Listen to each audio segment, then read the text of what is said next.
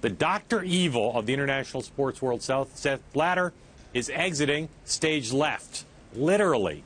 They held the door open for the guy today after he announced to FIFA and the world that he's stepping down shortly as president.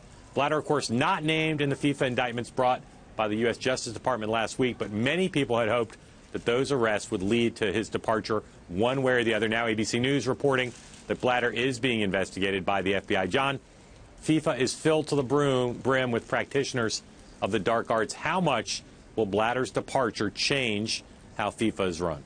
I said the other day on this show, Mark, that the fish rots from the head down, and so now the head has been lopped off, and there's some chance at least that the fish could grow a new head. This is not going to automatically fix FIFA by any means, but there's no doubt that without Sepp Blatter at the top of it, with Sepp Blatter still at the top of it, real reform was not possible. Now real reform at least is possible, especially if these indictments go forward and all of FIFA gets cleaned up by Loretta Lynch.